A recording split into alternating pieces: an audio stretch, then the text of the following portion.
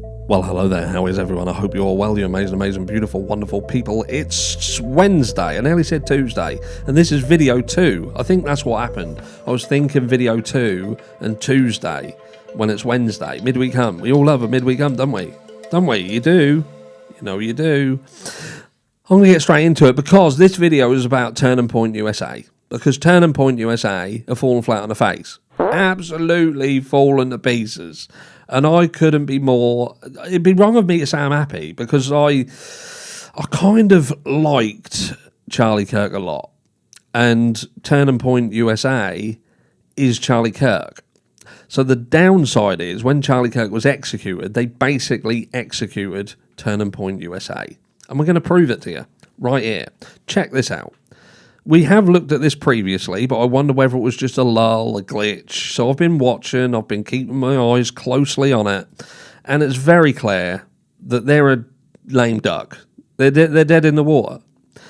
A channel, Turning Point USA, with 4.85 million subscribers that, while Charlie was alive, was getting video views of 600, 800, over 1 million, over 2 million views, and now struggling to break 10,000 views.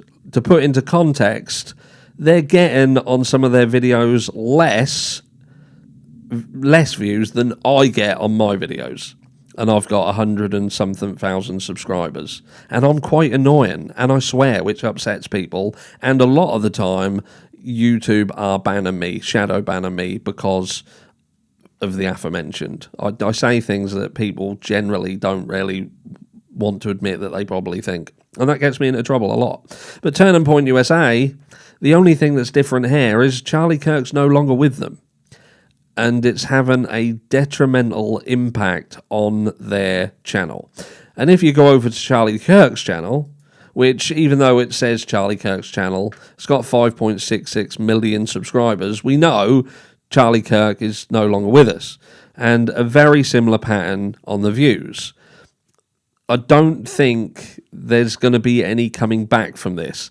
Like, even when you say here, uncovering what the FBI is hiding about Trump's assassination, you would think a 5.6 million subscriber channel would bring in some views. People will be like, wow, what are they going to say about that? No one gives a fuck. And you will see, there's a little red line there, little red line. That's because I got that far through and I was bored. These people are boring. And look, this is my opinion. This is just my opinion. It's no grounding in law or anything like that. But my opinion is all of the people that's left here are boring and unlikable. And they look greasy. And I can't get on board with any of them. As soon as they start talking, I rarely want to smash my head into my monitor until they stop. They're like nails on a chalkboard. So what went wrong? Well, Charlie Kirk died. That's what went wrong. And he was the pull. He was the thing that people wanted to see. He was the thing that people wanted to listen to. He had the charisma, he had the charm, he had the knowledge, the skill to talk and to really touch people, not like Epstein. I mean, touch people in their heart, in their mind. You know, he did that. You know, he wanted to go out there, and more people cared than this company and those that are left fully understood or appreciated. And I think that's what happened with Charlie Kirk. He started to understand his power. We're going to look at something in a second. We're going to look at this, which is interesting. But this is the issue. Charlie Kirk, he would go out and he would debate and he would have conversations with people. And yes, some of these debates would get heated. But ultimately, he gave people a platform. He listened to people and he would educate people. And sometimes he would also sort of back down. And it was sometimes the case that he would be educated in certain things. Didn't mean that he would agree with certain things, but he was educated on why certain things were as they were. We saw this on the Whatever podcast when he was talking to some people who he definitely wouldn't be friends with, but he respectfully spoke to them. I think he began to understand their viewpoint, even though he absolutely didn't agree with the things that they were doing. Let's just put it that way. When you know, you know. If you saw him on whatever podcast, you'll know the sort of people he was surrounded by. Or if you're a guy, you probably know some of the girls he was surrounded by.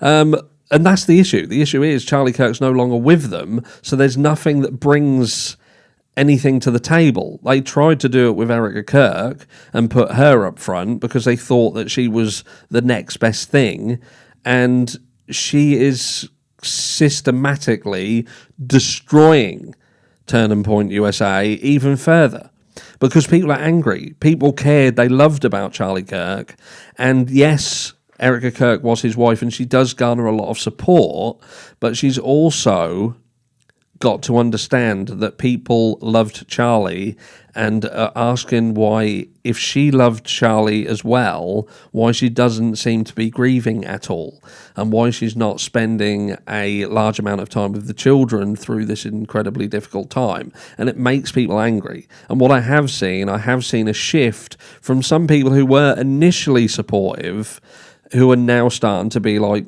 hold on a second, she's fucking everywhere. She is going to every single event that she can possibly get her dirty little fingers in. We're now hearing some of these things raised by the likes of Candace Owens about these planes over her head, which, you know, I don't know a massive amount about things like that, and I won't pretend to. But George Webb, who I spoke about in video 1 today, go and search him, he goes a lot more in depth with it. You just got to look at these planes as what would planes from Egypt be even doing being serviced in the US, if that's the route that you want to go down. Then you've got to think about diplomatic immunity and things like that, and there's lots more in-depth information around these planes that has to be looked into, and yeah, there could be some skeletons fall out of people's closets, let's just say that. But let me just show you this, right?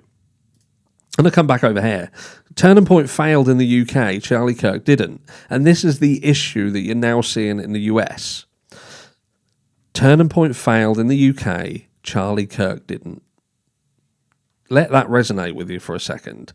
So the whole movement, when they tried to do it over in the UK, it was a bit of a joke. It was seen as a bit of a joke because we have got a really fucked up sense of humour and we don't see things the same as a lot of people across the world. We don't have a lot of... Do we have a lot of patience? I don't have any patience. But listen to this, right? The late Conservative activist has amassed a surprising following across the Atlantic. Charlie Kirk speaks during his first day of the 2024 report. We don't need that. On Wednesday evening, Emily Clary, a 47-year-old journalist and public relations consultant from Buckinghamshire in the UK, was sitting watching TV with a 12-year-old son when she got a BBC alert that Charlie Kirk had been shot. She'd never heard of him, but she soon gathered from the coverage that he was associated with President Donald Trump. You might have seen him, Mummy, her son insisted. He's the man on TikTok with the round face who shouts all the time. He began filling her in on a long, detailed list of Kirk's views. He thinks that if a 10-year-old gets pregnant, she should be forced to keep it, he explained. In the US, Kirk was a well-known figure on both sides of the political spectrum, thanks to his proximity to the Trump family and profiles in outlets such as Politico magazine and the New York Times magazine. On the other side of the Atlantic, a schism appeared this week between those perplexed at why Prime Minister Keir Starmer was making statements about a seemingly obscure American podcaster and those who already viewed him as a celebrity.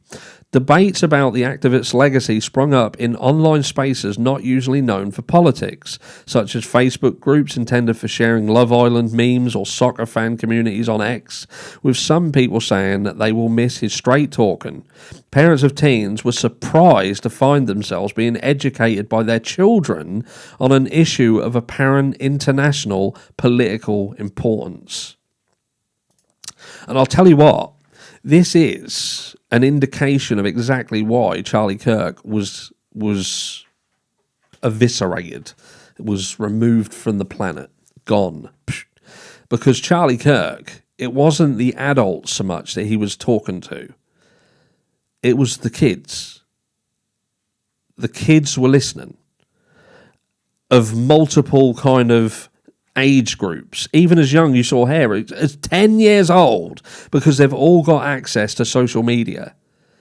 Charlie Kirk was a fucking powerhouse. He was an absolute powerhouse. And he was putting himself in a position where he was going to grow up alongside these individuals. Could you imagine over the next 10 years what a massive influx of people who supported, respected, liked and loved and followed him? That would have been 10 times more powerful than he was at the point he died. Let that sink in a second. Let that sink in. But Turning Point USA are done. They're dead in the water, mate. They are dead in the water because there is nothing. They need to replace Charlie Kirk, and he is irreplaceable. Absolutely irreplaceable. Tell me I'm wrong. Tell me I'm wrong. I'm waiting. In the comments. Love you all. Mwah.